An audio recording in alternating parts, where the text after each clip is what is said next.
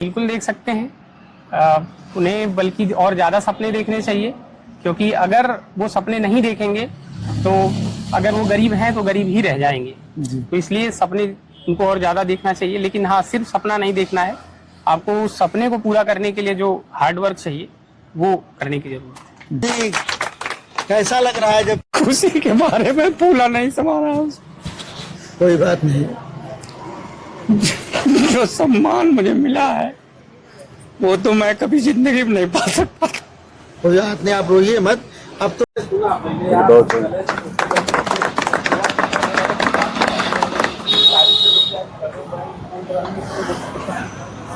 देखिए किसी आदमी को करें।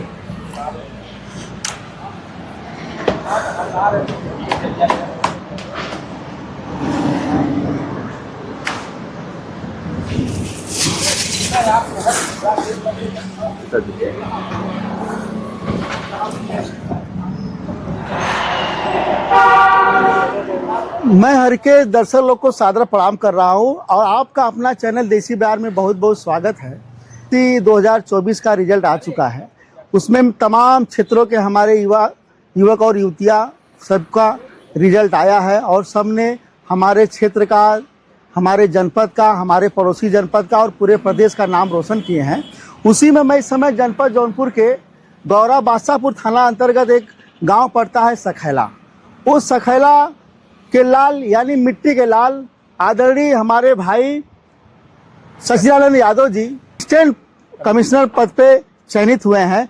तो आज इस मिट्टी के लाल ने हम सबके जीवन में कहीं न कहीं गौरव का एहसास दिलाकर पूरे क्षेत्र का फक्र से सीना ऊंचा करने का काम किए हैं।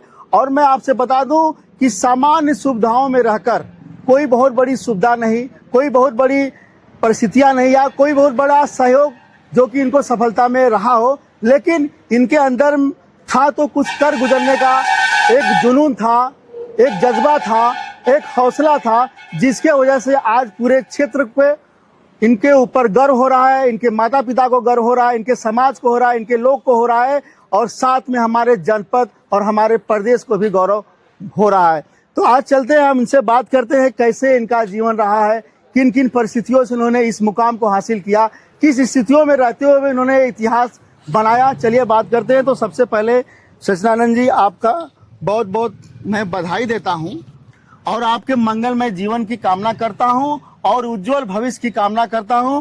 तो सबसे पहले आप अपने बारे में बता दीजिए कि आपका नाम क्या है और आप किस पद पे चयनित हुए हैं। बहुत बहुत धन्यवाद आपको।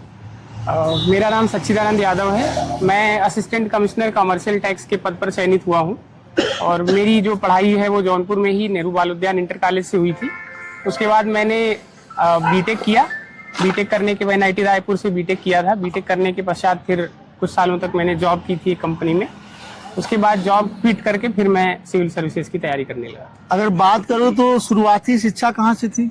शुरुआती शिक्षा अगर प्राइमरी की बात करते हैं तो यहीं पर प्राइमरी स्कूल से हुई थी, पास में ये गौरा बादशाहपुर में ही। उसके बाद सरस्वती शिशु मंदिर से मैंने पढ़ा था क्लास 8th तक। फिर 9th से लेकर के 12th तक मैं फिर नेहरू बाल उद्यान इंटर कॉलेज जौनपुर से पढ़ा था। यानी आप अपने गांव के प्राथमिक विद्यालय से शिक्षा ग्रहण करके फिर उसके बाद आपने शिशु मंदिर से, तब उसके बाद आपने नेहरू बाल उद्यान जो कि जौनपुर में है, और उसके बाद आपने बीटेक किया। जी।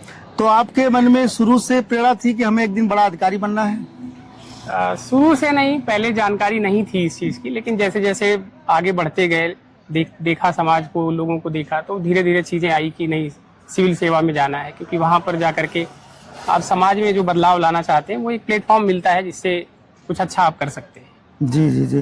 तो जब आप शुरुआत में तैयारी करने के लिए निकले तो मन में क्या क्या आपके चल रहा था कि नहीं हम चल रहे हैं तो क्या कर सकते हैं, क्या नहीं कर सकते?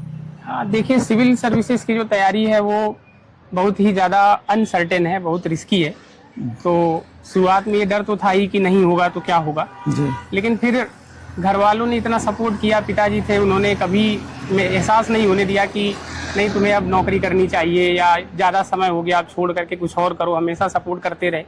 जब भी मैं असफल होता रहा तो बोलते रहे कि एक बार और कर लो, एक बार और कर लो। तो वो एक बार करते करते आखिर में सिलेक्शन हो ही गया।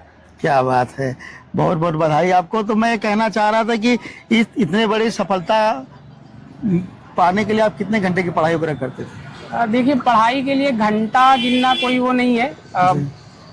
ये था कि हमेशा पढ़ाई ही करते रहते थे। अगर जैसे खाने सोने और बाकी कामों से छोड़ करके जो समय मिलता था तो उसमें पढ़ाई ही करना था जी। और कोई काम ही नहीं था। और ऐसा भी नहीं था कि हाँ कोई पार्ट टाइम जॉब वगैरह करनी पड़े, मुझे नहीं करनी पड़ी। हमेशा घर से सपोर्ट रहा, तो वो एक मेरे लिए प्लस पॉइंट था। अगर बात करें परिवार की बात, तो परिवार में आपके पिताजी क्या करते हैं? पिताजी आरएमएस में थे, रेलवे मेल सर्विस में। जी। अभी 2022 में रिटायर हो गए। 20 में रिटायर हो गए। 20 में रिटायर हो गए। तो आप कितने प्रयासों के बाद आपको सफलता मिली? यूपीपीसीएस का ये मेरा 5वां प्रयास था जी। और उसके पहले मैं यूपीएससी दे रहा था। तो यूपीएससी में भी मैंने 2 बार इंटरव्यू दिया था, लेकिन वहाँ पे सफलता नहीं मिली थी। तो ये 5वां प्रयास था, लेकिन ये मेरा 3रा इंटरव्यू था यूपीपीसीएस का। तो जब असफलताएं बार बार देखने को मिलती थी, तो कहीं ना कहीं उस असफलताओं में परिस्थितियां अपने अनुकूल ना होकर विपरीत हो जाती थी, तो कभी ऐसा भी लगा कि नहीं हो पाएगा? तब आपने कैसे अपने को संभाला? नहीं, लगता है ऐसा। जब आप असफल होते हैं कई बार, जैसे यूपीएससी में मैंने 2 बार इंटरव्यू दिया और फाइनल सिलेक्शन नहीं हुआ। यूपीपीसीएस में ये मेरा 3रा इंटरव्यू था, उसके पहले 2 बार दिया था तो नहीं हुआ। जब नहीं होता है आखिर में जाकर के, तो लगता है कि कहाँ कमी रह रही है। और सबसे बड़ी दिक्कत ये होती है इस एग्जाम की कि कमियों को निकाल पाना बड़ा मुश्किल काम होता है। इस एग्जाम में इतनी ज्यादा सब्जेक्टिविटी होती है कि कभी आप किस सब्जेक्ट को पढ़ते हैं, किसी में नंबर ज्यादा आ गया, कभी किसी में कम आ गया, तो कभी कभी आता है सेल्फ डाउट। वो एक नेचुरल चीज है, लेकिन आपको उससे बाहर निकलना होता है। अब भरोसा रखना होता है खुद पे कि हम मेहनत कर रहे हैं तो एक दिन सफल जरूर होंगे। तो क्या ऐसी चीज है जो आपको बार बार कुछ करने के लिए कहती थी कि कुछ करना है? वो कहाँ से प्रेरणा आती थी मन में? प्रेरणा मुझे लगता है कि घर से ही आती थी प्रेरणा। हमेशा पिताजी सपोर्ट करते थे कि जब मैंने बताया ना कि जब भी मैं असफल होता था तो ये कभी नहीं बोलते थे कि नहीं अब जाने तो बहुत समय हो गया। ऐसे देखा जाए तो आज लगभग 8 साल हो गए, तो ये हमेशा बोलते रहे कि एक बार और कर लो, कोई बात नहीं, एक बार और कर लो। तो वो जो मोटिवेशन था ना, उसमें लगता था कि चलो अगर घर वालों को मेरे ऊपर भरोसा है तो मैं खुद पर क्यों सेल्फ डाउट करूं। तो मैं मेहनत करता रहा, यही है। जी। और जहां आजकल लोग चौथ की दुनिया में लोग व्यस्त रहते हैं और तमाम लोगों के विचार में रहता है कि कम मेहनत में ज़्यादा सफलता मिले, और सरलता सहजता सबके जीवन में कहीं ना कहीं लोग उधर ज़्यादा झुकाव करते हैं। लेकिन आपने इतने बड़े मुकाम हासिल करने में अपने जीवन में ऐसा क्या त्याग किया जो आपको लगता था कि हमारे जीवन में रोड़ा बन सकता है? कौन कौन सी चीज़ों का आपने त्याग किया इस सफलता को पाने के लिए, ये जरूर बताएं। त्याग का मतलब ये है कि ये एग्जाम बहुत ज्यादा फोकस मांगता है जी, बहुत ज्यादा कंसंट्रेशन मांगता है। तो त्याग का ये रहा कि घर आना जाना बहुत कम हो गया। घर पे बात भी नहीं हो पाती थी, मतलब हफ्तों तक नहीं बात करता था, क्योंकि ऐसा रहता था कि आपको अपना जो दिमाग है कंसंट्रेट करना है। अगर मान लीजिए बात करेंगे 4-6 जगह तो दिमाग की स्टेबिलिटी थोड़ा सा डिस्टर्ब होगी। तो यही सब चीजें थी। बस त्याग का अर्थ यही था मेरे लिए कि बस मुझे करना है और कुछ नहीं दिखा मैंने। जो भी आता गया उसके अलावा जो भी चीजें थी मैंने सब कुछ छोड़ दिया। और बात करें तो आप हिंदी माध्यम से शिक्षा ग्रहण किए थे, तो आप एक गांव से और एक कस्बे से, गली से निकले हुए थे। तो क्या एक गांव की शिक्षा को लेकर इतनी बड़ी शिक्षा को प्राप्त करना और इतनी बड़ी डिग्री और इतने बड़े मुकाम को हासिल करना, तो क्या क्या चैलेंजेस आए थे आपके जीवन में जो यहाँ से आपने निकले गाँव से और गाँव से जाकर इतनी बड़ी प्रतिभा को आपने हासिल किया? तो चैलेंजेस क्या क्या थे? हाँ देखिए, जो हमारा एजुकेशन सिस्टम है उसमें है दिक्कतें। जो ग्रामीण पृष्ठभूमि के लोग हैं और जो शहरी पृष्ठभूमि के लोग हैं, अगर हम जैसे गए जब तैयारी करने के लिए, तो हमारे साथ के और भी लोग थे जो दिल्ली में ही प्रॉपर पढ़े लिखे थे, तो वो हमसे काफी ऊपर थे। ऊपर इन द सेंस कि जो चीजें हमें वहाँ पढ़ाई जा रही थी वो पहले से पढ़ के आए थे। उनका जो उनके स्कूल में या कॉलेज में वो चीजें पहले से पढ़ा दी जाती हैं। जी जी। तो हमें ऐसा हुआ कि उनके बराबर तक आने के लिए एक्स्ट्रा मेहनत करनी पड़ी। तो वो होता है कभी समय ज्यादा लगता है, आपको डबल मेहनत करना पड़ा। हाँ, ऐसा होता है। अगर बात करें आपके जीवन में माता पिता का, तो कैसी भूमिका रही इस सफलता के पीछे उनकी? सबसे बड़ी सफल भूमिका उन्हीं लोगों की है। उनके आशीर्वाद से और उनके सहयोग से ही हो पाई चीजें। आप गांव के लोगों को, बच्चों को क्या संदेश देना चाहेंगे जो कुछ करना चाह रहे हैं और वो इंतजार में बैठे हैं कि हमारा अच्छा समय आएगा तो हम कुछ करेंगे? उनके लिए आपका क्या संदेश है? देखिए, समय अच्छा कभी आता नहीं है, समय लाना पड़ता है।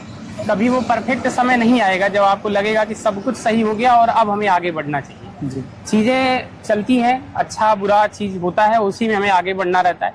तो मैं बस यही उन लोगों के लिए कहूंगा कि अगर आपको लगता है कि आप वो चीज़ कर सकते हैं तो मेहनत करिए। अगर गाइडेंस की कमी है, कुछ और चीज़ की कमी है तो वो मिल सकती है, लेकिन ये है कि आपको अपने ऊपर भरोसा रखना होगा और आगे बढ़ने के लिए फिर परिश्रम की जरूरत है। एक आम प्रश्न और पड़ जाता है, क्या गरीब के बच्चे भी सपने देख सकते हैं ऐसे? बिल्कुल देख सकते हैं, उन्हें बल्कि और ज़्यादा सपने देखने चाहिए, क्योंकि अगर वो सपने नहीं देखेंगे तो अगर वो गरीब हैं तो गरीब ही रह जाएंगे। जी। तो इसलिए सपने उनको और ज़्यादा देखना चाहिए, लेकिन हाँ, सिर्फ सपना नहीं देखना है, आपको उस सपने को पूरा करने के लिए जो हार्ड वर्क चाहिए वो करने की जरूरत है। जी, बहुत ही अच्छी बात। अब चलते हैं पिताजी से बात करते हैं। पिताजी, कैसा लग रहा है जब? खुशी के बारे में फूला नहीं समा रहा हूँ। कोई बात नहीं। जो सम्मान मुझे मिला है वो तो मैं कभी जिंदगी में नहीं पा सकता। कोई बात नहीं, आप रोइए मत, अब तो बहुत दिन सवर गए। जो पिताजी, कैसा लग रहा है आज लड़का आपका अधिकारी बन गया? मैं तो खुशी के मारे फूला नहीं समा रहा हूँ, क्योंकि जो खुशी मुझे इस बच्चे के इस एग्ज़ाम को क्वालिफाई करने से मिली है। और हाँ, तो कैसा लगा आज आपका लड़का अधिकारी बन गया? जी, बहुत ही अच्छा लगा, क्योंकि मैं खुशी के मारे फूला नहीं समा रहा हूँ। जो खुशी मुझे आज इस बच्चे की सफलता से मिली है और जो सम्मान मिला, वो सम्मान मैं अपने जीवन में तो मुझे नहीं मिल सकता था, इसलिए इस बच्चे के द्वारा ही मुझे जो कुछ सम्मान मिला, उस सम्मान से मैं बहुत ही खुश हूँ। तो आप बचपन से इनमें वो देख रहे थे, लड़का आपको कुछ जी। बचपन से दिख रहा था कि नहीं कुछ करके दिखाएंगे? जी, ये बचपन से ही ऐसा लग रहा था। इसकी मैथ वगैरह इतनी बढ़िया थी और मैथ लगाने जब बैठता था तो मैं बहुत ही खुश होता था। जी। और तो इनको जब आपने भेजा उसके बाद आपको लगभग 5 अटेम्प्ट के बाद इनका हुआ है। जी। और तो आप बीच में कुछ तो जरूर चुनौतियाँ आपके जीवन में आई होंगी इनको लेकर? ऐसा कुछ खास चुनौती तो नहीं आई। हमने इनको ये कह दिया कि बेटा जाओ, अब तुम उस लायक हो, इसलिए तुम्हें जो भी ज़रूरत होगी हम तुम्हारी ज़रूरत चाहे जैसे भी हो पूरा करेंगे। जी जी। और वह मैं समय समय पर पूरा करता रहा। अच्छा, उस गार्जियन के लिए आपका क्या संदेश है जो अपने बच्चे को पढ़ाना चाह रहे हैं और कहीं न कहीं आर्थिक तौर से या फिर अन्य तरीके से हो, कहीं न कहीं उस समय का इंतजार करना कि सब कुछ सही हो तो मैं बच्चे को पढ़ा सकूं, उनके लिए आपका क्या संदेश? मैं उस गार्जियन के लिए यही संदेश दूंगा कि वह अपना प्रयास उस बच्चे के प्रति, उसके धैर्य को कभी न तोड़े, ये कह करके कि बेटा अब हम तुम्हारा सहयोग नहीं कर पाएंगे। ये संदेश रहेगा कि चाहे जैसे भी अगर बच्चा आपका होनहार है जी, तो आप उसे उस लायक उसको उतना समय दें कि वह आपकी उस अपेक्षा पर खरा उतरे। जी जी जी जी। तो पिताजी ने बड़े सरलता और सहजता से बोले कि आप अपने बच्चे के पहले मन को भापिए कि वो करना क्या चाह रहा है, तो उस तरीके से आर्थिक स्थितियाँ, बहुत सारी चुनौतियाँ जीवन में आएंगी, उस सबको दरकिनार करके आप उस पर काम करिए जिस पे आपको लगे कि हमारी सफलताएं सिद्ध हो सकती हैं। तो बहुत ही अच्छा लगा पिताजी से भी बात करके, और मैं पिताजी को एक बार पुनः बहुत बधाई देता हूं कि आपने एक ऐसे होनहार बच्चे को दुनिया में लाया जो आज पूरे क्षेत्र का, समाज का, जिले का नाम रोशन किया। एक बार आपको बहुत बहुत बधाई देता हूं, और मैं आपके इस गौरवमय कार्य के लिए आपको और आपके बेटे को एक बार फिर से बधाई देता हूं और आपको बहुत बहुत धन्यवाद देता हूं। बहुत बहुत धन्यवाद।